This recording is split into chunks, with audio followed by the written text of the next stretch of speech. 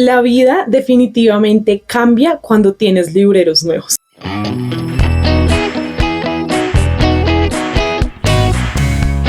Hola, hola viajeros, ¿cómo están? Hace rato no me sentaba a grabar, bueno, he grabado como cositas para el Reading Blog, pero realmente los videos que he estado subiéndoles, y se han dado cuenta, ha sido como entrevistas, justo blogs, ¿no? O sea, como cositas así del día a día, pero hace rato no me sentaba como aquí a grabarles un videito, y además uno de mis videos favoritos del canal, que ustedes saben que son los Grow Ups. En esta ocasión vamos a hablar de todos los libros que leí durante el mes de agosto, septiembre y octubre. Yo creo que ya para finales o inicios de enero vamos a hacer los de noviembre y diciembre para comenzar a hacerlo cada 2 meses, porque realmente son muchísimos libros de los que vamos a hablar hoy, 16 libros de los que vamos a hablar hoy, así que seguramente este video quedará bastante largo, pero vamos a comenzar a hablar de libros.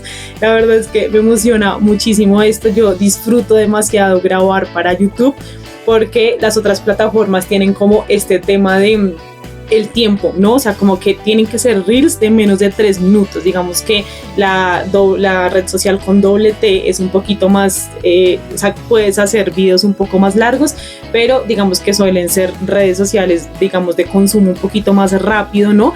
Y pues yo honestamente me enfoco en hacer otro tipo de contenidos como los posts, me gusta mucho más historias, bueno, como que realmente no tengo como la libertad de hablar tanto de libros como si lo tengo aquí en YouTube, donde sé que ustedes me ponen de fondo y pues podemos hablar largo y tendido, ¿no? Porque precisamente para eso es esta red social, es una red social YouTube. Pero bueno, como les contaba, pude adquirir 2 nuevas bibliotecas y eso me tiene súper feliz, porque la búsqueda de los libros de los que vamos a hablar hoy, obviamente yo los tenía organizados porque son libros que leí hace 3 meses, yo voy teniendo como a la mano los que voy leyendo, ¿no? Como en el mes en el que estamos y los que voy a leer, pero digamos que voy guardando esos, y fue demasiado fácil encontrarlos, y yo la verdad es que batallaba un montón para los 2 libreros que tenía afuera. Ustedes están aquí en mi cuarto, bienvenidos. Como que batallaba mucho para encontrar los libros, me tocaba mover todo, o sea, la verdad era un dolor de cabeza, como que yo siento que eso sí bajó mucho como las ganas de grabar videos, porque era como quiero mostrarles los libros, pero sé que va a ser un tedio encontrarlos, y en esta ocasión no fue así que con cafecito y con muchas ganas de hablarles de todos estos libros vamos a comenzar. Estos fueron los libros que leí durante el mes de agosto. La verdad es que fue un mes bastante colombiano, también estuvimos por ahí con clásicos muy interesantes, estoy por aquí viendo los títulos, y como siempre Shakespeare y Gabo y poesía por ahí. Y el primer libro que terminé fue Algún día hoy, de Ángela Becerra. Yo este libro lo tenía súper pendiente porque Vivi me regaló este libro porque a ella le encantó, y como que me dijo tienes que leértelo, te va a gustar mucho, y pues esta edición además vean pasta dura, y si le quitamos la ropita es un libro blanco, la verdad es que está absolutamente precioso, es muy largo, y de hecho se van a dar cuenta que leí libros bastante largos durante estos meses. Noviembre también ha sido un mes de tochos impresionantes, y a mí la verdad es que me gusta, o sea, cuando obviamente las páginas están justificadas, el que haya tantas páginas, pues yo disfruto enormemente leer, ¿no? Como tochos, aunque me demore muchísimo más. Algún día hoy nos cuenta la historia de Betsabe de Espinal, desde su infancia, como su mamá tiene como problemas mentales, y realmente ella tiene una infancia muy difícil porque su mamá va a estar como internada en centros psiquiátricos, ella va a estar como un poco a la deriva, con una familia que pues realmente la recibió en un inicio porque necesitaban la leche de su mamá para que la hija de esta familia rica sobreviviera, pero pues que realmente nunca la han querido, ni ella ha formado parte de la familia, a pesar de que ella sienta que esta bebecita con la que ha compartido, ¿no? Como el alimento de su mamá, pues es su hermana.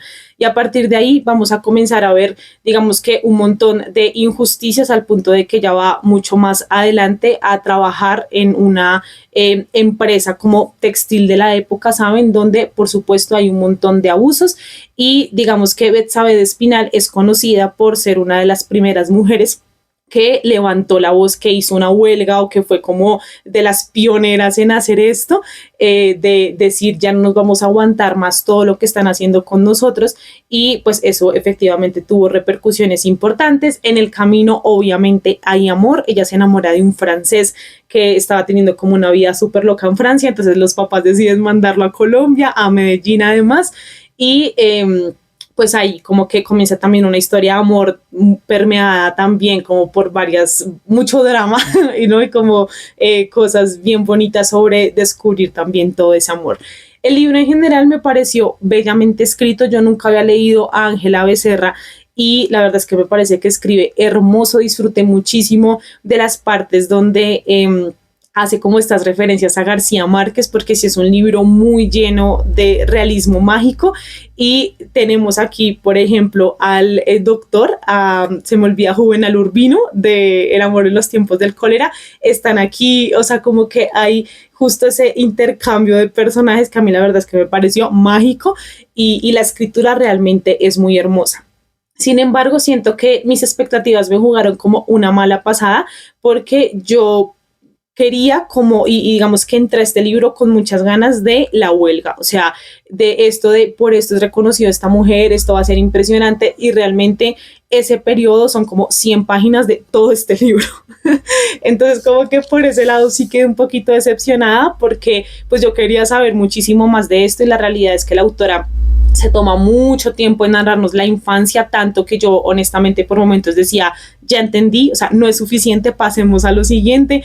El romance me pareció súper tierno, súper lindo, pero también llega un momento como de, bueno, ya los personajes están creciendo, ya esto es demasiado idílico, y justo sentí eso, como que terminé el libro y dije, yo quería saber más, como que pensaba que era más una novela histórica, siento que fue justo un tema de expectativas, porque la realidad fue que casi es como una biografía de Betsabe, pero pues entrada en muchos más aspectos que solamente esta huelga, ¿no? Lo que les decía de su mamá, cómo la trataban, toda esta infancia, ¿no? Cómo se enamora, o sea, hay muchas más cosas que de hecho llevan muchísimas más páginas que pues este hecho que yo quería como saber mucho más.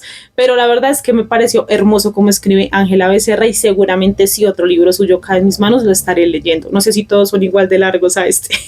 En nuestro Gaboverse leímos los cuentos de los funerales de la mamá grande, que así se llama como esta colección de cuentos súper políticos. Es muy interesante ver como las diferentes facetas que tienen las colecciones de cuentos de Gabo, porque por ejemplo está 12 cuentos peregrinos, que justo está marcado porque son cuentos escritos mientras él estaba viajando a diferentes países. Entonces nos habla mucho de la experiencia migratoria y todo esto, sin ser ensayos ni mucho menos, sino a través del tono de Gabo, con el humor de Gabo, con los personajes de Gabo, pero digamos que está súper bien marcado esto, ¿no? Con La Cándida Heréndira y su abuela desalmada, son unos cuentos así como súper fantasiosos, también obviamente cargados de muchísima crítica social, y como mucho más caribeños, diría yo.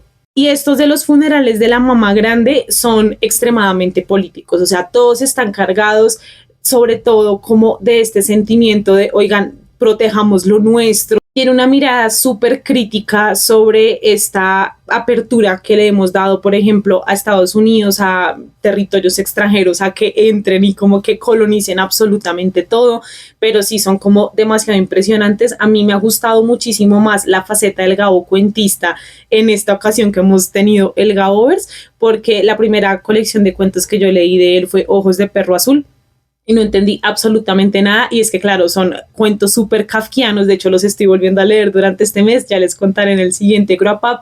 Entonces como que yo me quedé con esta espinita de siento que no me está gustando, o sea, no me gustan los cuentos de Gabo, y después leo 12 cuentos peregrinos, leo La increíble y triste historia de la Cándida Heréndira, leo Los funerales de la mamá grande, y es como, o sea, esto está espectacular, es impresionante cómo construye todos esos simbolismos, y además cómo se va reflejando poco a poco el Gaboverse, porque muchos de estos cuentos se dan en Macondo.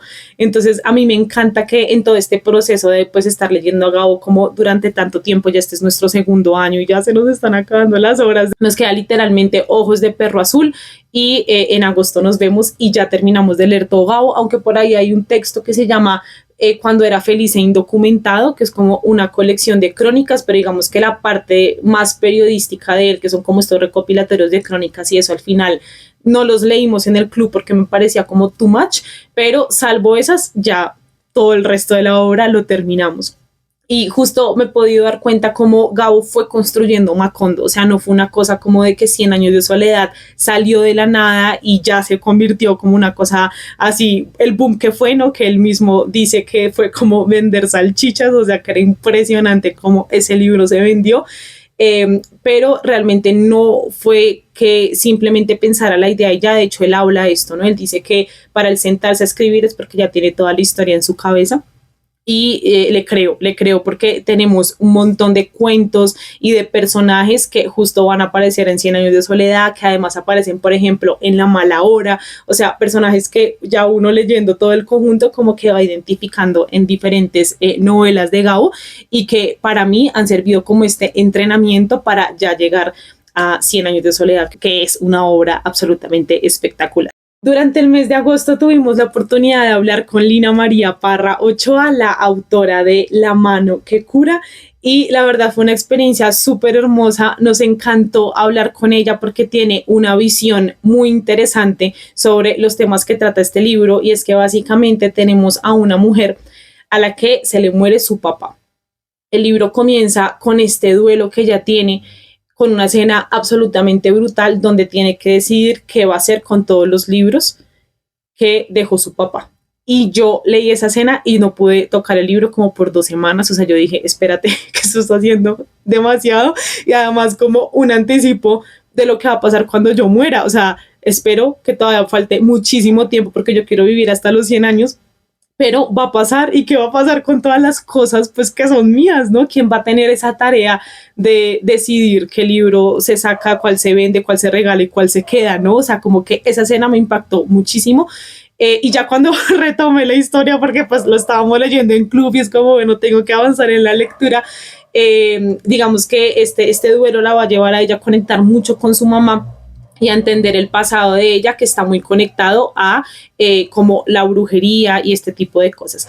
Yo la verdad es que le tengo mucho respeto a esos temas, a mí me dan sustico, entonces como que prefiero dejarlos ahí. Yo por eso es que no leo terror, ese tipo de cosas, pero me gustó mucho el enfoque bajo el cual Lina María decide tratar este tema aquí, y es que ella misma dice que ya la verdad no cree en eso, pero le parece muy interesante la parte, si queremos decir, sociológica, antropológica del asunto, y es porque las personas sí que creen. Ella nos contaba en la charla como su mamá, por ejemplo, sí que tiene un montón de agüeros, lleva un montón de cosas en la maleta, ¿no?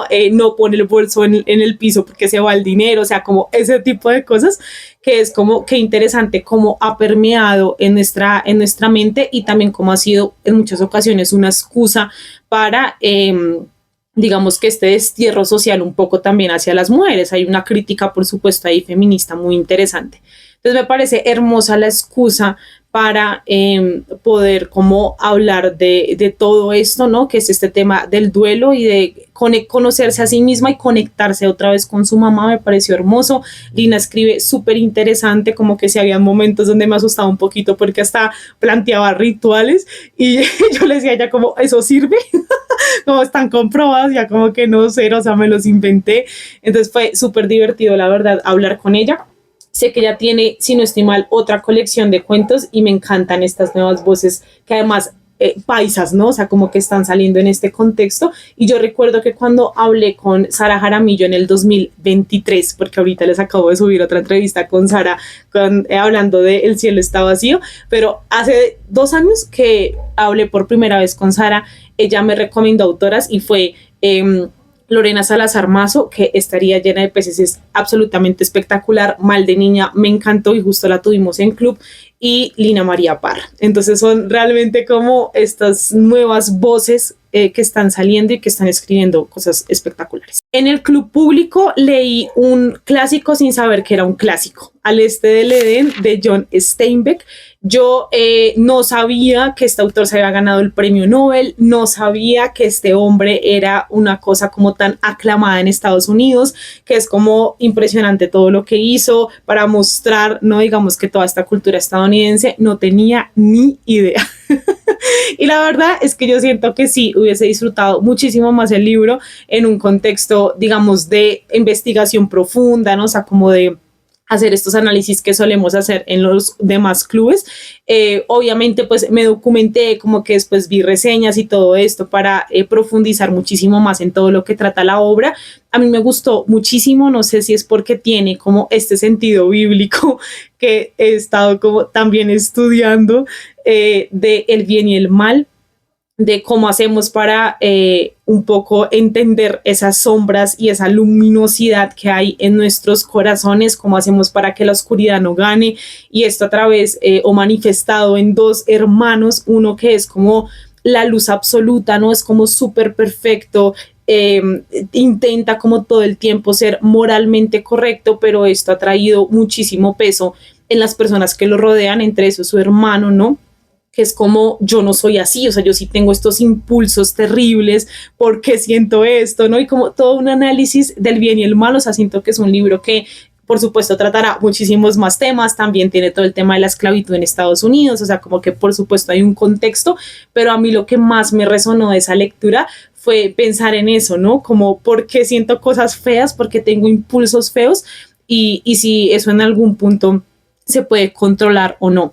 Además, la mamá de estos muchachos es una señora loquísima, es de los personajes más aterradores que yo he leído en mi vida. Es una mujer muy mala que ya sí que se dejó llevar por la oscuridad absoluta, aunque por supuesto también está atravesada por unas situaciones bien complicadas donde la obligaron a ser mamá, donde digamos que la vida que ella quería vivir no es la que le estaban imponiendo, digamos que en revelarse de todo esto, pues dejó entrar más oscuridad o revelar más oscuridad que tenía en su interior, y fue demasiado impresionante leer a esta mujer.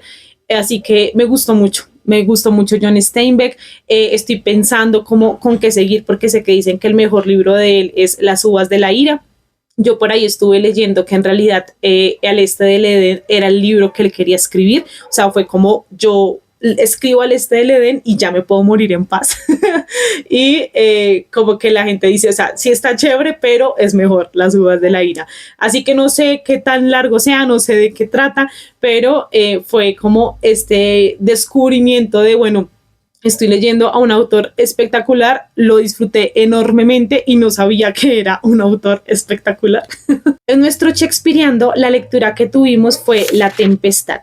Y vean que me ha pasado algo durante este año súper particular, y es que yo les he contado que la manera en la que yo organizo como los grupos de lectura es muy independiente. O sea, yo no estoy pensando en un lector que va a leerse los 5 libros que yo propongo para un club de lectura, porque se meten a 1, se meten a 2, ¿no? Pero no como a los 5.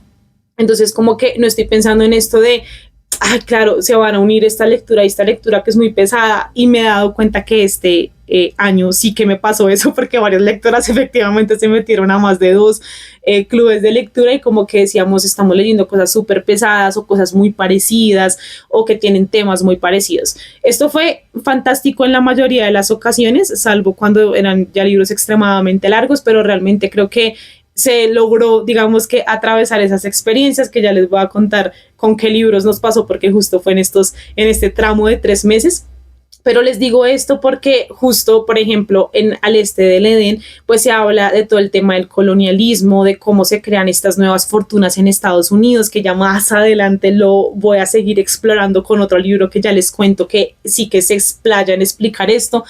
Y como que se comienzan a unir todos estos temas, y La Tempestad justo es la última obra que escribe William Shakespeare, o que interpreta, digamos, o bueno, como dramaturgo, ¿no? La publica, es que es muy raro hablar en estos términos en teatro, pero básicamente la última obra que él escribe. Y ya después de esto, él se retira nuevamente para Stratford, vuelve con su esposa Anne Hathaway, y pues ahí como que pasa algunos años y muere, ¿no? Como que ya es literalmente su retiro. Y esta es una obra de despedida absolutamente maravillosa, pero es que además habla de un montón de temas increíbles. Vean, hay un hombre que fue traicionado y está como en una isla, se llama Próspero, si no estoy mal. Entonces él está ya en una isla con su hija no sabe que ellos fueron traicionados, no sabe muy bien por qué están ahí, y básicamente ocurre una tempestad, un naufragio. Entonces llegan unas personas que casualmente son los hijos del hombre que traicionaron a Próspero. Entonces obviamente él se quiere vengar y todo esto. Su hija se enamora de uno de ellos, por supuesto. Es súper chistosa esa escena porque además ella nunca ha visto a otro hombre sino a su papá, que es viejo, que es barbudo, y es como que ve a este hombre joven, está como atractivo, si puede navegar es porque tiene fuerza, ¿no? Entonces es súper chistoso, como, o sea, me gusta esto que estoy viendo, y es un libro que además tiene a un personaje de esa isla que se llama Caliban. Y es un monstruo, básicamente lo presentan como un monstruo que de hecho intentó violar pues a la hija, ¿no? Y como que ha sido este ser al que Próspero ha subyugado, ¿no? Es como yo tengo el poder, porque él además tiene un montón de poder, porque pues ha leído un montón y ha logrado como desarrollar ciertas artes. Entonces básicamente tiene como a esta isla donde él está subyugada a él. Entonces, por supuesto, es una crítica también impresionante al colonialismo. Nos queda la duda siempre que terminamos de analizar una obra de Shakespeare de ¿será que Shakespeare sí quería decir esto o estamos como sobreinterpretando?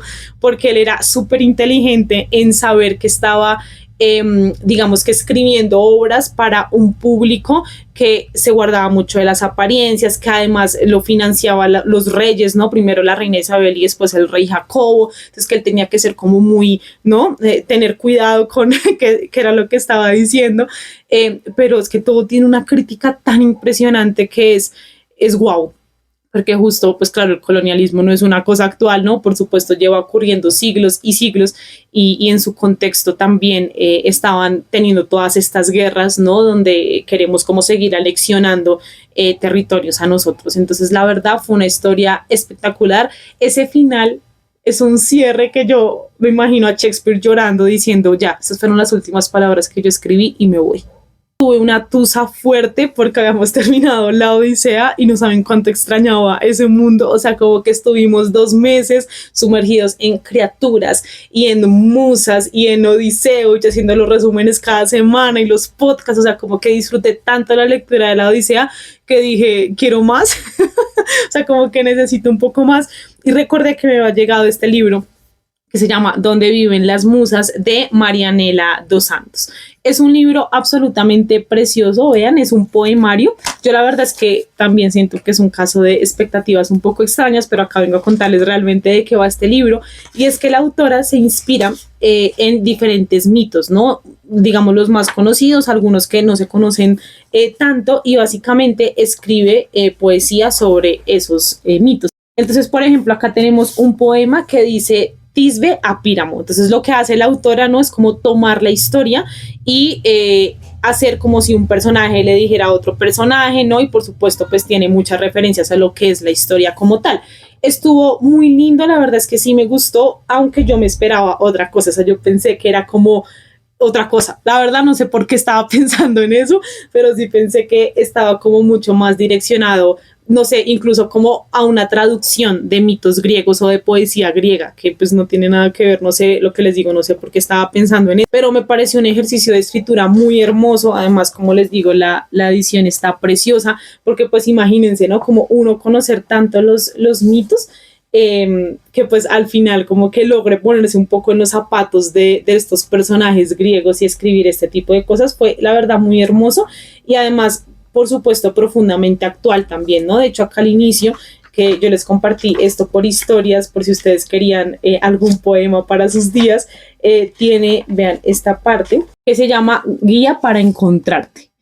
Entonces dice como cuando el tiempo juntos no es suficiente, cuando te abruma la vida adulta, cuando tu relación duró muy poco y justo, ¿no? Como que cada poema está dirigido a esos momentos. Entonces también es una conexión como con el mundo griego, al mundo actual, súper interesante, pero sí fue como una buena bisagra para volver al mundo real y como disfrutar de estos mitos griegos, además llevar un montón anotados, a ver si existen libros sobre esto y ya volver al mundo real después de la lectura de la Odisea. Y el clásico que leímos en nuestro club de clásicos fue El retrato de Dorian Gray de Oscar Wilde. Me encantó otra vez. Yo la verdad es que tenía muy buenos recuerdos de este libro, porque recuerdo que este libro me lo pusieron en el colegio cuando a mí ya me gustaba leer, entonces yo estaba como, obviamente, o sea, dame más libros, yo quiero recomendaciones, lo voy a leer, lo leo todo. Y la profe hizo un ejercicio súper bonito, que fue como que cada uno tenía que hacer la exposición de un capítulo del libro. Y yo recuerdo que a mí me tocó, creo que fue el capítulo 15, esto fue hace muchísimos años, tampoco me pidan tanta precisión memorística, no sé cómo se diga, pero como que era el momento donde Dorian Gray como que está en su decadencia máxima, y a mí me impresionó muchísimo porque yo nunca había escuchado del opio, o sea, como que fue así leyendo y disfrutando muchísimo todo lo que estaba ocurriendo en este libro, y además recordaba mucho la frustración que me generaba el personaje de Henry, porque es un personaje que habla y no hace nada, ¿no? O sea, como que el man destruye a Dorian Gray en muchos momentos y es como que al final él se queda campante con su vida igual en sociedad. No sé si no saben de qué trata este libro, pero básicamente tenemos a Dorian Gray, que es un jovencito que llega a Inglaterra y tiene como el diablito y el angelito, a Sybil y a Henry, que comienzan a mostrarles como dos visiones de la vida, y él decide irse por la de Henry, que es súper nihilista, y que no le importa nada, ¿no? Y que vaya en contra de absolutamente todo.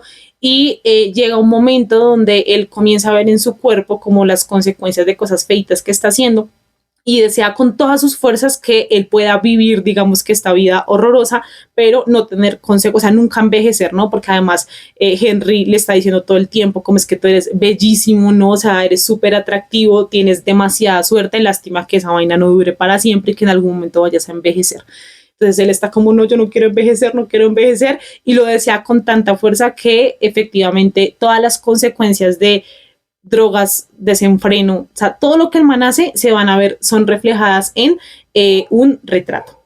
Entonces ese retrato sí que va cayendo en la inmundicia absoluta, y pues él nunca envejece, ¿no? Y en el proceso vamos viendo unos diálogos impresionantes, unas confesiones de Henry aterradoras respecto a lo que piensa de las mujeres y todas estas cosas que Dorian Gray va a comenzar a hacer. Y el final, yo no me acordaba del final, espectacular. La verdad es que me encanta este libro, es un gran clásico, y con este me di cuenta que habíamos como comenzado con el club de clásicos, con justo estos libros que son, digamos, sencillos de leer porque son cortos, porque son súper profundos, o sea, por algo siguen siendo clásicos, y ya a partir de esto se me fue como complicando un poquito, porque sí, ya comenzamos con clásicos un poquito más largos, al punto de que ya para el 2026 ese club va a cambiar un poco, porque yo creo que ya todo clásico merece un taller literario, como que estos que eran más corticos, Frankenstein, Cumbres Borrascosas, El Retrato, como que me parecen grandes títulos para que si ustedes nunca han leído clásicos puedan comenzar a adentrarse bien en estos, pero ya después Los Tres Mosqueteros y otros son muy largos y requieren de mucho más tiempo. Ya aprendí. Esos fueron los libros que leí durante el mes de agosto, y ahora vamos a pasar a los de septiembre, que aquí es donde se me comienza a mezclar la vida con muchas cosas súper interesantes que comenzaron a pasar en mis lecturas, y que nuevamente, como les digo, no fue intencional, no fue como voy a poner todos estos libros para que este mes sea polifónico o algo así. La verdad es que no hubo como esa intención de mi parte, y quiero igual mostrarles esto con ejemplos. Y es que el primer libro que terminé fue El Invencible Verano de Liliana, de Cristina Rivera Garza. Yo no había leído a esta autora, había escuchado un montón de este libro. De hecho, fue un libro que yo les propuse para el calendario del Club Público, porque había escuchado un montón de él. Y básicamente es un libro que Cristina escribe cuando ya se siente lista para hablar de todo lo que ocurrió en el feminicidio de su hermana. A partir de ahí ya es una cosa absolutamente dolorosa, porque comienza como intentando buscar respuestas en la burocracia mexicana, que no hay, o sea, es una cosa estresante, no hay registros, no guardan nada, es como que después de muchos años ella quiere activar nuevamente el tema de la denuncia y todo esto, porque literalmente hasta ese momento se siente con la fuerza para hacerlo, también muy, digamos, atravesada por la situación y el contexto, y es que es el movimiento Me Too. Se comienzan a hablar de palabras como feminismo, como feminicidios, o sea, se comienzan con todos estos conceptos que ella dice, ok, tengo palabras para explicar lo que le pasó a mi hermana. Y no solamente le ha pasado a ella, ¿no? O sea, comienzan a salir todas estas estadísticas de cuántas mujeres mueren al día, son una cantidad de cosas impresionantes. y ella como que justo quiere respuestas, y yo siento que Cristina es una mujer muy particular, o sea, como que ella me parece muy impresionante cuando habla de este libro, las entrevistas que uno puede ver de ella, porque se ve como súper seria, como que trata todo este tema con una particularidad periodística que como que yo la siento muy lejana justo a lo que le pasó a la hermana, ¿no? Y es que este libro justo está construido por voces. Ella comienza a entrevistar a los amigos, a las personas que conocía, incluso a su familia, y al final aparecen sus papás, para hacer como un retrato de Liliana. ¿Quién era Liliana? Se da cuenta en el proceso que, por ejemplo, no la conocía del todo, no conocía muchas cosas que ella vivió. Liliana, por ejemplo, tenía diarios, entonces comienza a leer estos diarios, se va hasta Ciudad de México, donde ella vivía, y la casa donde vivía y el recorrido que hacía, o sea, como que intenta justo de una manera súper periodística entender como todo lo que pasó y que llevó a que eso sucediera, y en el proceso, digamos, que mostrar todas estas cosas que hicieron posible que ella ya pudiese hablar de esto. Fue un libro que por momentos yo sí sentí como un poco difícil en su forma, como que dije, si esto fuera, digamos, incluso una biografía o algo así, creo que sería mucho más sencillo de seguir. Me hizo mucha falta la voz de los papás, o sea, más presente durante toda el libro, porque realmente sí tenía unas frases impresionantes, y claro, o sea, perder a un hijo nunca debe ser nada fácil, ¿no? Y creo que hubiese sido súper valioso tener como más de su perspectiva. Y además, lo que más me gustó de este libro fue la charla que tuvimos, porque fue una charla súper polémica, tuvimos posturas muy distintas, justo hablábamos de este término del feminicidio, y de si es importante, digamos, los términos de lo que está pasando actualmente con el feminismo. Obviamente, nunca desde una postura profesional, porque ninguna ha estudiado ese tema, ninguna es experta en estos términos, sino desde nuestra opinión, digamos, más honesta de esto es lo que yo pienso, esto es lo que a mí me ha pasado, estas son las experiencias que yo he tenido, y a partir de ahí comenzar a dialogar con el texto y con las cosas que suceden allí. Así que es una charla que está publicada aquí en el canal por si quiere ir a verla. Por supuesto tiene spoilers de varias partes del libro, varias cosas que suceden pues a lo largo del invencible verano de Liliana, pero sí fue una lectura bien difícil en todos los aspectos, o sea, leyéndola anímicamente, o sea, como que a mí se me aguaba el ojo impresionantemente, y la charla también fue súper difícil, pero súper enriquecedora. Y como este fue un mes polifónico, vean el siguiente libro que me leí, Soledad y compañía, de Silvana Paternostro, que quería hacer como este intento de si de pronto el Gabo se podía extender un poquito más leyendo obras que ya no eran de Gabo, pero que sí son sobre Gabo. Entonces, por ejemplo, este libro que hay de las cartas del boom, este libro que escribió, por ejemplo, Mario Vargas Llosa sobre él, ¿no? Que hizo como toda una tesis sobre 100 años de soledad. Bueno, hay, por ejemplo, la biografía, creo que es de Gerard Martín, que hizo una biografía sobre García Márquez. Hay muchos libros sobre Gabo, y a mí me encantó realmente la lectura de este libro. Esos libros que les mencioné seguramente los estaré leyendo, pero no hubo como tanta convocatoria para leer Soledad y compañía. También creo que fue porque pues no es un libro muy conocido, pero la verdad es que yo se los recomiendo enormemente. Me parece que no hay una manera más inteligente de hacer una biografía sobre García Márquez que como lo hizo acá Silvana Paternostro, y es que entrevistó a más de 100 personas. O sea, se vino aquí a Colombia, ella es de Colombia, pero trabaja en el extranjero, en medios, en The New York Times y todo esto, y vino como a hacer un montón de entrevistas, y es un libro que les digo que es polifónico, porque básicamente, por ejemplo, en una página tenemos fragmentos de todas las entrevistas. Entonces, digamos que la labor espectacular de Silvana fue dividir este libro, o sea, poner como capítulos, cómo iba a llevar esas conversaciones. Entonces tenemos toda la parte de la infancia de Gabo, su juventud, cuando se vuelve el Nobel, qué pensaban los amigos de él. Por ahí hay un par que no les caía bien Gabo y ella también los dejó ahí. Y además en esta edición, porque ya Soledad y compañía se había publicado antes, pero en esta edición se agregaron como unas 100 páginas más donde se habla después de la muerte de García Márquez. Entonces de lo que fue, por ejemplo, que estaban haciendo las personas cuando se enteraron que Gabo murió, el tema de que se esté publicando en agosto Nos Vemos, toda la polémica que esto generó, que se está haciendo la serie de 100 años de soledad cuando él dijo que no quería, ¿saben? Como este tipo de cosas también están dialogando en este libro. Y como les digo, Gabo construyó toda su obra escuchando, o sea, todas las historias de él tienen una base en escuché a una vecina, escuché a mi abuela, escuché a una amiga de mi abuela hablándome de esta historia y él la hizo literatura. Y por eso me parece tan inteligente y tan fascinante que lo que hizo acá Silvana Paternostro fue entrevistar a un montón de gente y hacer una recopilación de voces, una literatura de voces, y justo ver qué pensaban todas estas personas de García Márquez. Me parece un trabajo periodístico absolutamente espectacular.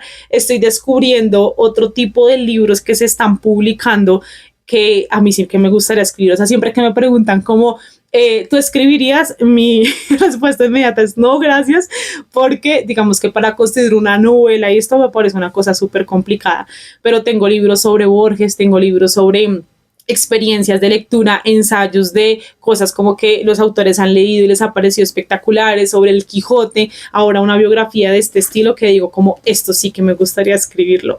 Y por si fuera poco que El Invencible Verano en Liliana estuviese hecho de entrevistas, Soledad y compañía también estuviese hecho de entrevistas, leímos La Noche de Tlatelolco de Elena Poniatowska, que también está hecho de entrevistas, o sea, literalmente tiene la misma estructura que tiene Soledad y compañía, pero es un tema mucho más doloroso. La verdad es que estuvo fuertísimo, fuertísimo todo lo que sucede en este libro. Yo quería leer a Elena Poniatowska desde hace mucho tiempo, porque sobre todo cuando comenzaron a salir estas ediciones de la Biblioteca Elena Poniatowska, me puse a investigar sobre ella. Es una periodista impresionante mexicana y yo no la conocía, o sea, jamás me la mencionaron en ningún lado, ni en la universidad, ni nada. Yo dije, ¿cómo es posible esto? O sea, es una mujer absolutamente espectacular. Recuerdo que cuando fui a Madrid y estuve en la biblioteca de allá, tenían como toda una sección de estas mujeres impresionantes que habían escrito un montón de cosas wow, que se habían ganado creo que el premio de Cervantes, y estaba Elena Poniatowska, que yo tengo que leer a esta mujer.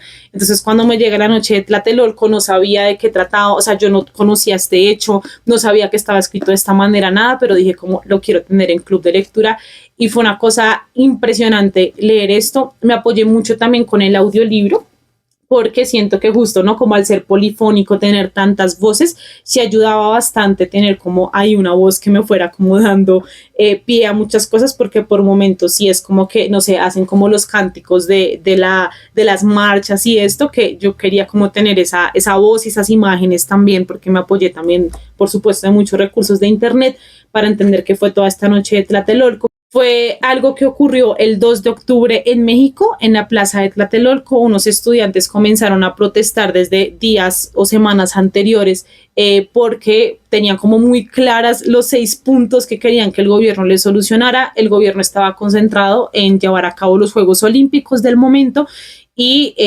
todo esto terminó en una represalia absurda a este movimiento estudiantil. Absurda. O sea, es impresionante cómo cambia el tono del libro, porque al principio es como, bueno, comenzamos a organizarnos, llevábamos pancartas, le decíamos a la gente como únete a este movimiento, fue además, digamos, unas huelgas que la gente estaba como súper comprometida, que esto, bueno, si ustedes son de Colombia y han visto aquí las marchas y todo eso, saben que eso no pasa, ¿no? Como que siempre están los que marchan y todos los que están en contra porque déjenme trabajar, ¿no?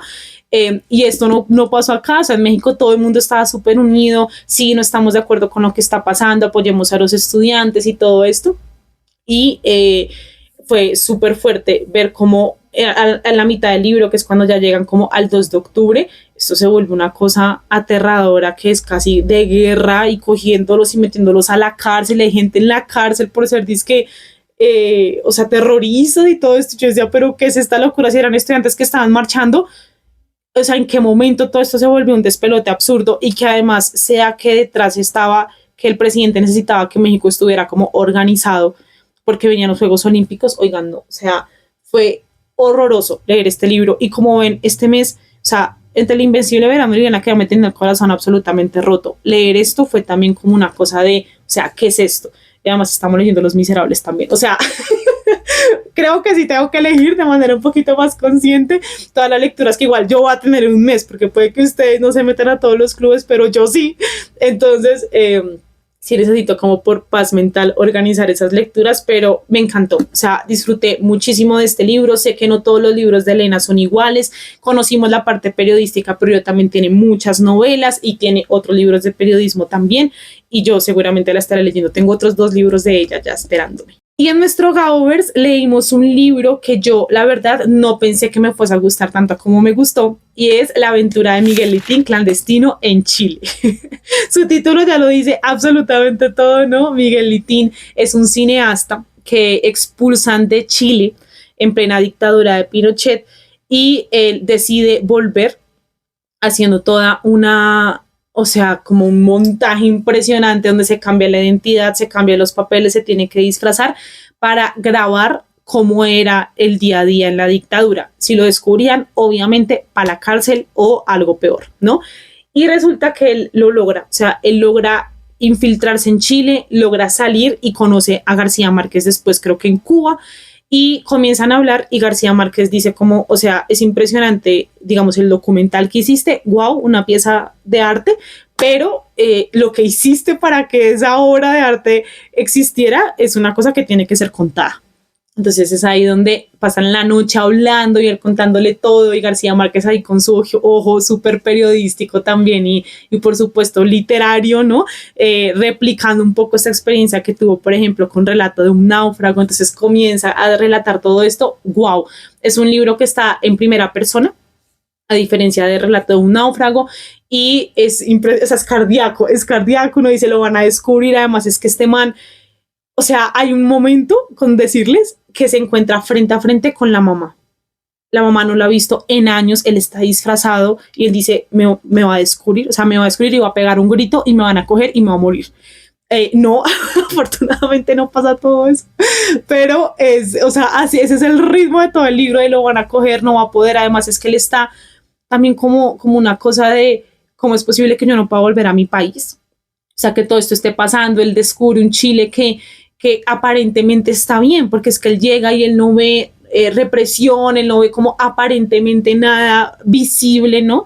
Pero claro, comienza a quedarse más días ahí, se da cuenta como la gente ya no habla con tanta confianza, como tienen miedo de que sus vecinos, saben, como que terminen acusándolos de algo. O sea, como que él comienza a notar que sí, que hay muchas cosas que no están bien y que no son propias de la democracia y de la libertad, ¿no? Y es impresionante. O sea, realmente entiendo por qué a Gabo le impactó tanto esta historia, porque es una historia wow, y es muy impresionante cómo sale el libro, sale el documental y podemos como conocer toda esta historia en 360. Y por supuesto, pues la dictadura quedó modo payaso, porque Miguelitín logró entrar a Chile, salir de Chile, hacer su documental, y además escribió un libro sobre esto. Y wow, o sea, es que impresionante estas vidas que vive esta gente. Y llegamos al mes de octubre, donde estos fueron los libros que leí. La verdad, libros bien políticos. Creo que todos, demasiado políticos. Comenzamos con nuestro Shakespeareando, donde leímos a Julio César. Que ustedes saben que yo amo a Santiago Posteguillo, estoy siguiendo la publicación de la saga que le está escribiendo sobre Julio César. Ya me leí los 2 primeros libros, ya tengo ahí el tercero que lo vamos a leer el otro año, y estaba súper emocionada por descubrir el origen de todo. Yo recuerdo que la primera vez que escuché a Santiago Posteguillo hablar del proyecto de Julio César, él decía esto de sentirse como apabullado por estas preguntas de, bueno, es que ya Shakespeare escribió sobre Julio César, como cuál puede ser mi aporte, ¿no? Y él hablaba de cómo, claro, es una historia que igual se escribió para el teatro, no es una novela como las que hace Santiago Posteguillo, y seguramente podía profundizar mucho más. Y vaya sorpresa, oigan, yo siento que este libro no debería llamarse Julio César, sino Bruto. Para mí el protagonista es Bruto, que si no sabían, pues él es como de los principales que traiciona a Julio César, y todo el libro, digamos, y toda la historia está muy plagada de este dilema moral que tiene Bruto frente a todo lo que está pasando, porque ya Julio César se ha proclamado dictador de Roma, Imperatus Maximus, y él está como en esto de estamos volviendo a temas de república, que ya justo hemos salido de eso. Amo a César, me parece impresionante todo lo que ha hecho, lo quiero como un amigo, pero esto que está haciendo no me parece correcto. Entonces es esta lucha que él tiene, ¿no? Muy impresionante y muy humana. Y es que vean, en la Divina Comedia, cuando Dante llega al 9º círculo del infierno, está Lucifer, y Lucifer está como enterrado en mucho hielo, y tiene en sus 2 manos a los 2 traidores máximos de la historia. Uno es Judas, el que traicionó a Jesús, y él se los está como comiendo todo el tiempo. y el otro es Brutus, el que traicionó a Julio César. Entonces yo decía, Brutus debe ser horrible, o sea, debe ser una persona absolutamente despreciable, y la verdad es que me sentí súper identificada con él.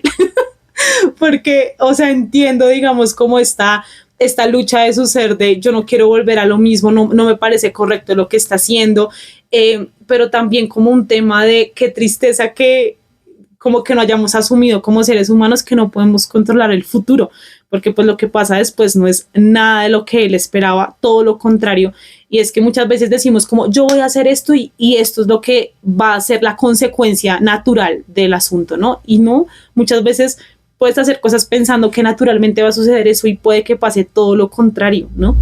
Entonces me parece una obra súper humana, creo que fue la primera obra histórica que leímos de Shakespeare, y es que, oigan, o sea, yo lo amo en sus comedias, en sus tragedias, nos falta solamente leer su poesía a ver qué tal está, pero Julio César fue espectacular, que bueno, como les digo, yo pondría de personaje principal a Brutus, que es como el que más habla. Además, yo durante muchos años de mi vida leí Bajo la misma estrella de John Green, lo leí como 8 veces, era como un ritual leerlo cada año. Y ahí justo esa historia habla sobre dos niños, dos adolescentes, es que ya tienen 16 años, entonces ya para el momento en el que lo leí, yo era más chiquita que ellos porque comencé a leerlo como desde los 13.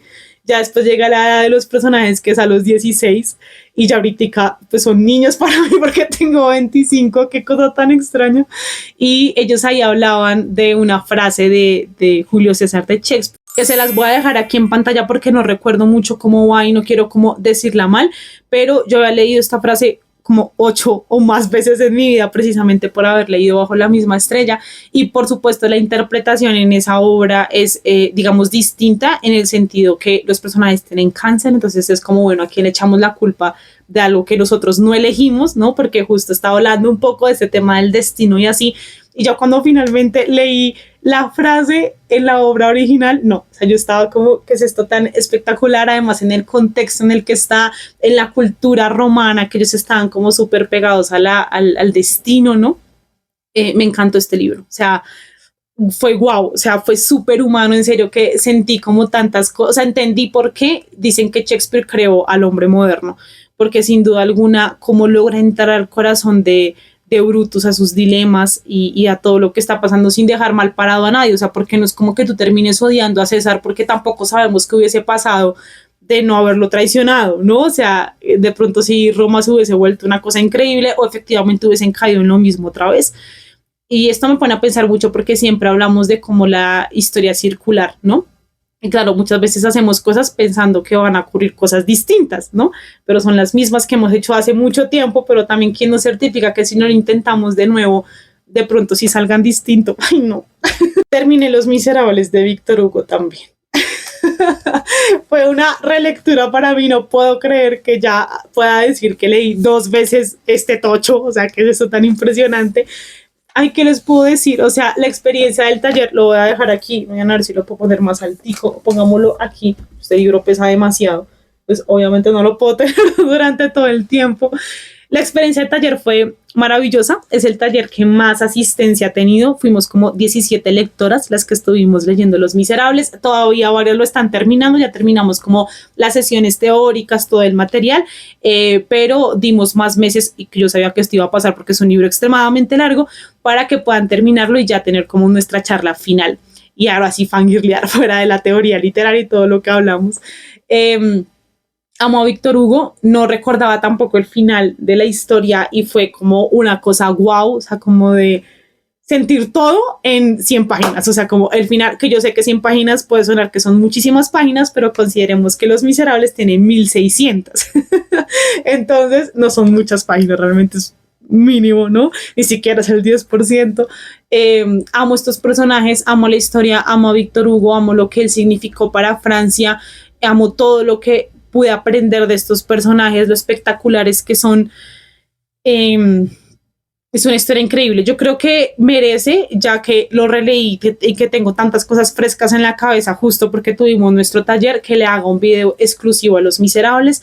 He visto unos videos que me han gustado mucho y me han ayudado muchísimo a mí, como cosas que debes saber antes de leer tal obra, y creo que podría ser interesante como sumarme también a ese tipo de videos, haciéndolos aquí en Viajando Entre Letras, porque pues creo que tengo material con que hacer ese tipo de videos, así que cuéntenme si les interesa. Pero sí, decirles que amo profundamente este libro, que si tienen la oportunidad de leerlo, háganlo. Me pareció súper bonito que yo, como que desde la primera sesión, entramos como diciendo, oigan, es un clásico, es muy largo, va a costar por momentos, y yo recordaba mucho la primera vez que lo leímos, que fue en un club de lectura también, y ahí digamos que uno de los consensos generales es que las partes históricas del libro como que cortaban súper feo la historia como tal, y era difícil como seguir el ritmo en ese momento, y yo estuve muy de acuerdo. De hecho, este fue el primer libro que me enseñó que la literatura no necesariamente tenía que ser fácil para ser disfrutable, porque yo terminé Los Miserables y fue dificilísimo llegar al final, pero yo dije, amo este libro de por vida la primera vez que lo leí. Entonces ahí fue donde me comencé a enfrentar a obras un poco más difíciles, justo ya no solo buscando cómo conectar con los personajes, que me haga sentir bien, leerlo en maratón, leerlo en un solo día, sino como apreciando muchísimas cosas más que me había enseñado Los Miserables. Y en esta ocasión fue una grata sorpresa para mí, que justo fue como un consejo, como chicas, este libro tiene partes históricas que son bien pesadas, nos cuenta la batalla de Waterloo, hay partes donde, por ejemplo, nos narra toda la arquitectura de Francia por debajo, toda la parte subterránea, hay una parte donde nos va a narrar los monasterios, ¿no? Y todo lo que hacen las monjas y todo esto.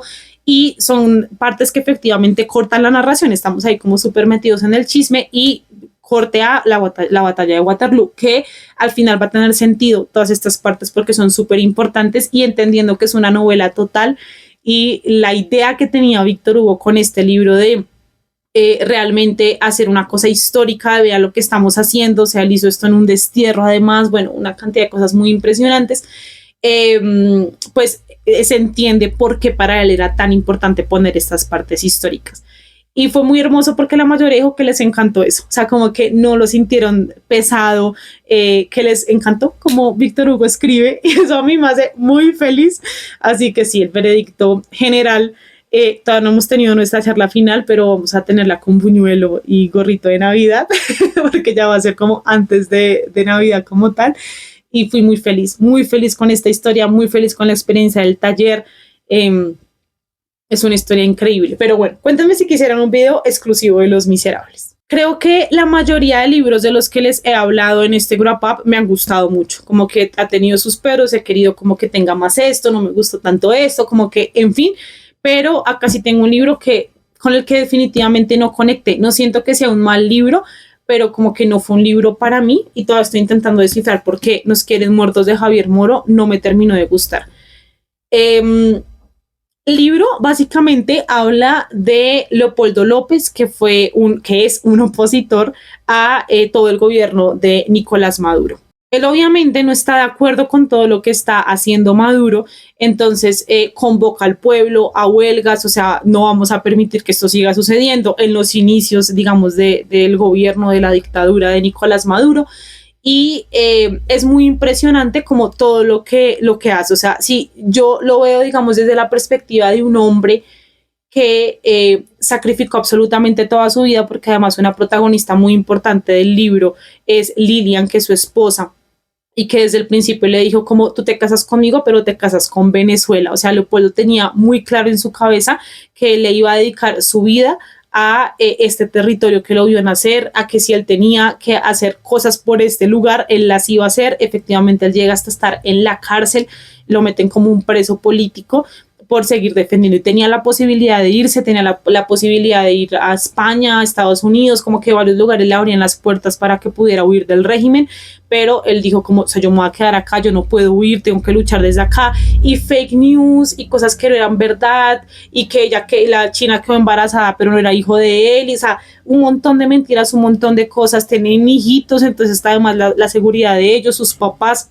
O sea, realmente el Leopoldo sí sacrificó muchísimas cosas por Venezuela y por esta lucha que estaba en su corazón.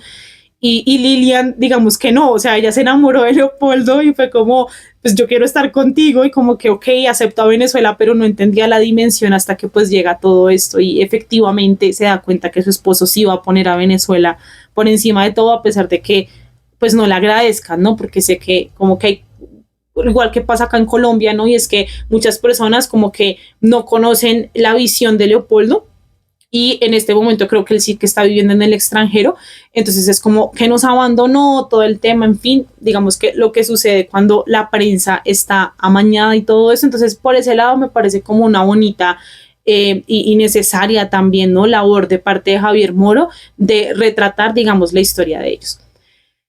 Creo que con lo que realmente no logré conectar con la historia es la manera en la que está narrada.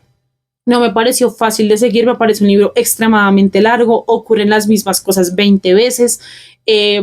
Sentía que no era como clara realmente la explicación de lo que estaba pasando. O sea, por ejemplo, yo no tengo, o sea, salvo que Nicolás Maduro ha empobrecido Venezuela de una manera impresionante y que ha tenido que haber como toda esta migración, yo no sé mucho más y me hubiese parecido súper interesante que este libro fuese explicativo en ese sentido, pero solamente lanza un montón de nombres de este es el alto cargo y no sé qué, pero es que cada gobierno está dividido distinto, tiene, digamos, nombres distintos para Senado, Congreso, ese tipo de cosas.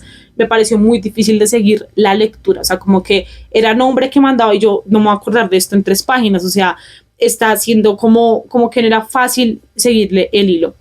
Además de las repeticiones que les digo, y sí por momentos siento que estuvo súper permeado por la admiración que siente Javier Moro hacia Leopoldo, y como que sí lo sentía, ¿cómo se dice esto? Como que lo mostraba como un héroe que puedo entender de dónde viene, porque ahorita que les cuento todo lo que hizo, pues es como admirable, pero como que yo decía, déjame a mí llegar a esa conclusión, y como que el libro todo el tiempo era como martillando en esa idea, y hay cosas que el man seguramente es terrible y debe tener también sus partes que no son tan buenas y no se narran. Siento que eso fue la cosa, ¿no? Como que se sintió como una biografía de él donde se iba a mostrar todo lo bueno de él y ya. Y pues efectivamente hay muchas cosas que no, o sea, es una persona, seguramente cometió errores, pero en el libro no aparecen, ¿no? Entonces como que sí, lo sentí un poquito panfletario, no me pareció como tan comprensible. Y sí, como que al final, la verdad, lo terminé como, ya quiero acabar esto, ya está como demasiado largo. No sé, ¿ustedes ya lo han leído? Cuéntenme qué les pareció, porque no sé por qué no me gustó. O sea, ahora que lo cuento es como, está interesante, pero sí siento que fue la manera en la que Javier Moro decidió narrarlo. De pronto, si hubiese sido una primera persona de Lilian, hubiese sido más como cercano, no se hubiese sentido tan una persona diciéndome que debo creer esto de ellos. Ay, pero no sé, no me terminó de convencer. Otro libro que releí durante este mes fue Delirio de Laura Restrepo, que también tenía una deuda con este libro porque la primera vez que yo lo leí siento que justo no estaba como preparada para hacerlo y recuerdo que no entendí nada, o sea, me pareció rarísimo. Después leí a Saramago y justo cuando estaba como investigando sobre ensayos sobre la ceguera, pues me di cuenta que aparece Laura Restrepo porque intentó imitar ese mismo estilo de Saramago. Este libro, de hecho, le dieron el premio Alfaguara y uno de los jurados fue Saramago y le encantó la manera en la que Laura Restrepo hizo esto. Y como que ya después entendí que el libro era una metáfora y que digamos que había un contexto histórico que yo me perdí del todo, o sea que me faltó realmente como profundizar más en la obra para comprenderla. Entonces como que dije, quiero volver a leerlo. La excusa fue esta edición que sacaron por los 20 años, si no estoy mal, si es del 20 aniversario, que vean esta cosa tan hermosa de edición. Y yo dije como, bueno, volvamos a Laura Restrepo. Yo tengo por ahí también Hot Sur, que fue con el libro que la entrevisté y también tengo muchas ganas de leer ese libro. Y tenía sustico, honestamente, o sea, yo dije, ¿será que sí lo voy a entender? ¿Será que sí estoy preparada ya? Pero bueno, sí, ya me he leído Es Miserable, ya me he leído libros bien difíciles, yo creo que sí se puede, y la verdad es que me pareció súper fluido, o sea, oigan, no me pareció nada difícil, esto me parece muy impresionante, no por, ay, soy una lectora súper guau, no, sino por ver realmente cómo el cerebro se va adaptando tanto, o sea, hay libros que en un inicio nos parecen súper difíciles, pero que no sé, como que uno va avanzando en lectura, se va retando también con ciertos libros y va pasando el tiempo y ya vamos estando más preparados para enfrentarnos a historias que son absolutamente increíbles, a pesar de que en su forma, digamos que sean mucho más complejas de entender, ¿no? El libro básicamente nos presenta a Agustina. Ella es una chica rica de Bogotá que tiene problemas graves mentales, como que sí cae en unos bucles así de desesperación impresionantes y digamos que en el presente vive con su esposo que es Aguilar y que ha pasado por varios de estos episodios con ella que son bien difíciles de llevar, pero este definitivamente está siendo rarísimo porque él se fue con sus hijos de puente pues a pasear y cuando vuelve lo llaman diciéndole por favor recoja a su esposa que está en un hotel, en una habitación de hotel. Él va hasta allá y él dice, ¿ella con quién estaba? ¿Cómo así? ¿Qué pasó acá? Y la historia está narrada como desde 4 perspectivas. Tenemos la perspectiva de, por supuesto, Agustina, quien nos cuenta cosas de su infancia, de la relación que tenía con su hermano y como todo en su familia era agobiante, o sea, esto de tener que guardar la compostura, de que ya no podía hacer nada, de que incluso cuando habían cosas tan obvias sobre la mesa, todo el mundo se guardaba, o sea, era una casa de locos, y eso como que obviamente contribuyó a todo su tema de salud mental. Tenemos también la perspectiva de Aguilar, que cuenta cómo se metió con pues, una mujer mucho menor que él, cómo ha sido la relación con su ex esposa, con sus hijos, en fin, ¿no? Como que nos va contando toda la vida de él y pues por supuesto cómo fue conocer a Agustina y por todo esto que ha pasado.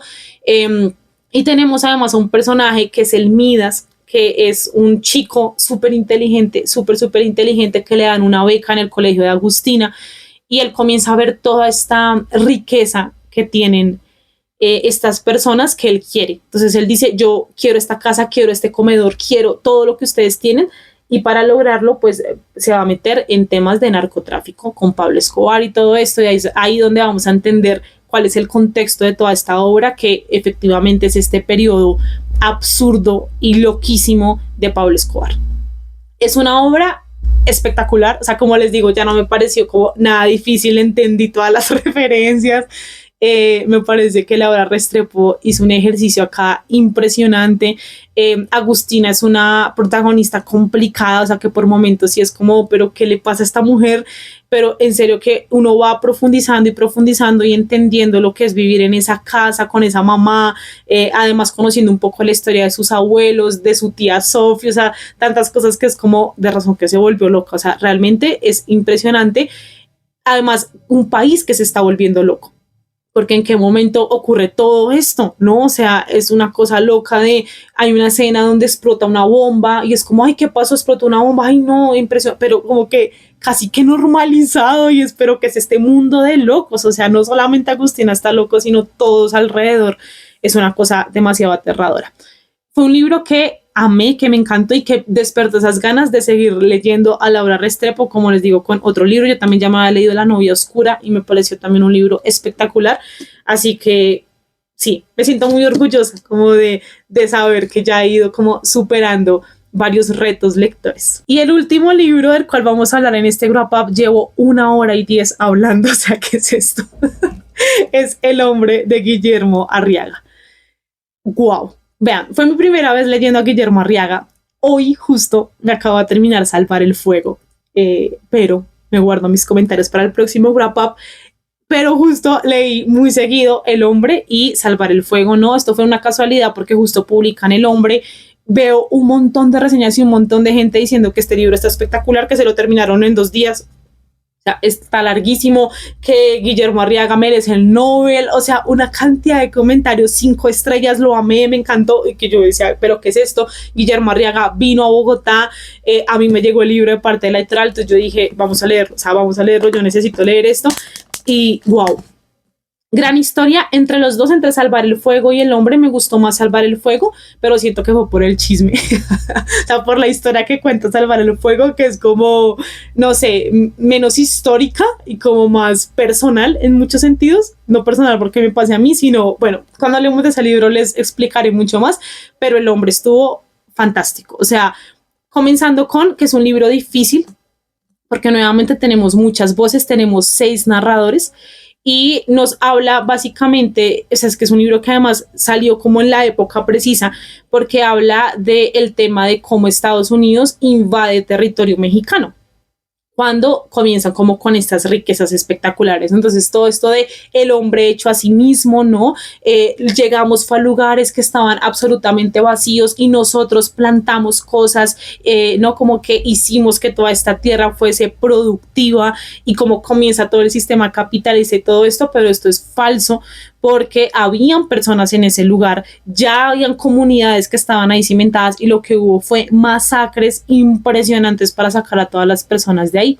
Y todo eso perpetrado por el hombre que es el protagonista de este libro, que es Henry Lloyd. Básicamente él lo que hace es comenzar como a aliarse mucho con los negros de la época, ¿no? Que pues eran esclavos y que comienzan también a seguirlo porque lo entienden mucho el concepto de libertad, es como, bueno, este man nos trata bien, nos da comida, sigámoslo a él. Vamos viendo en paralelo la vida de una persona que se llama Jack, que parece ser como que el mal lo intimida un montón, o sea, al hombre, no, a Henry lo intimida mucho, entonces es como en qué momento se van a unir estas dos historias, conocemos la infancia de Jack, conocemos todo lo que hace y todo eso, entonces es como esta tensión de en qué momento se van a unir estas dos vidas. Tenemos una narradora, la única narradora, que es Virginia, que fue una de las esposas, bueno, la esposa de Henry Lloyd, bueno, creo que él sí se vuelve a casar, que efectivamente él la abandona por seguir este sueño de expandirse y de conquistar tierras y que no entiende nada, o sea, es como, ¿tú por qué me hiciste esto? Como yo no pude ver todo lo que eras, la persona tan terrible que eras. Es un libro súper explícito, eso ya me lo habían advertido. Ya me habían advertido que Guillermo Arriaga era muy explícito en temas de fluidos y de cuerpos y de sexualidad y todo esto, y la verdad es que en este libro sí me incomodó mucho.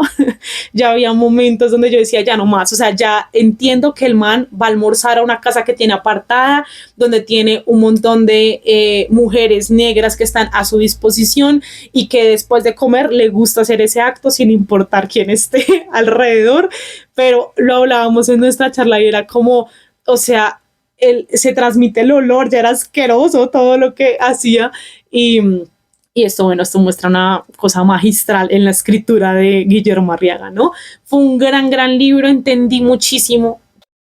Por ejemplo, los mexicanos hablan de esto de México para mexicanos, porque está todo este tema de la gentrificación como tan latente, porque digamos que en otros países de Latinoamérica está este tema, ¿no? Por ejemplo, en Gabo les decía que también tiene una crítica muy fuerte a dejar entrar a Estados Unidos y que haga lo que quiera, pero en México es una cosa bien fuerte, y además, nuevamente, el contexto donde estamos viendo cómo están sacando migrantes, muchos de ellos mexicanos de Estados Unidos, y yo no entendía por qué, digamos que estaba esta fiereza frente a este tema, ¿no? Y con este libro, por supuesto, lo entendí.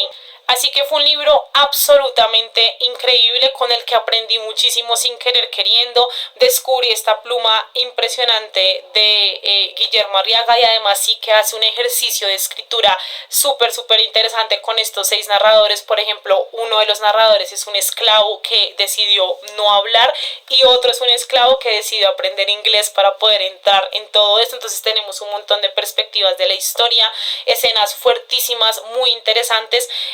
Fue un gran libro para escuchar también. Yo estuve leyendo y escuchando porque justo el audiolibro tiene 6 voces distintas, entonces esto fue magnífico porque es mucho más interesante como entender ese fluir, pero sí quedé pues absolutamente fascinada con Guillermo Arriaga. Entiendo por qué tanta gente lo lee y lo ama, y como les digo también me pasó con Salvar el Fuego, pero en fin. Si me están escuchando un poco más lejos es porque se me apagó el micrófono, se descargó. Ya llevamos demasiado tiempo hablando aquí. Pero bueno, ya fue hacia el final, ya solamente es la despedida. Muchísimas gracias por haber llegado hasta aquí. Cuéntenme de todos estos libros cuál les llamó más la atención, si ustedes han leído alguno, qué les ha parecido a ustedes, si opinan lo mismo que yo de alguno de estos libros o diferente, que por supuesto estaremos por allá discutiendo todo eso en los comentarios. Y sin más, recuerden que en este momento tenemos abiertas las inscripciones para nuestro taller literario de Guerra y Paz de Tolstoy, por si quieren animarse a participar. Vamos a leer durante diciembre, enero y la mitad de febrero este libro. también es otro libro bastante larguito, ya están las inscripciones abiertas, les dejo el enlace en la descripción de este video con toda la información. Es un libro que la verdad sí me llama un montón la atención y tengo ganas de seguir metiéndome en más retos lectores. Ya estoy organizando el calendario de lecturas para el próximo año, de enero, febrero, marzo y abril, para seguir leyendo juntas, autores invitados, historias espectaculares. Bueno, en fin, estoy como organizando absolutamente todo. Recuerden que leer no es un acto solitario y nos estaremos viendo la próxima semana en un nuevo video, o tal vez 2 veces a la semana porque tengo varias entrevistas que subirles. Nos vemos.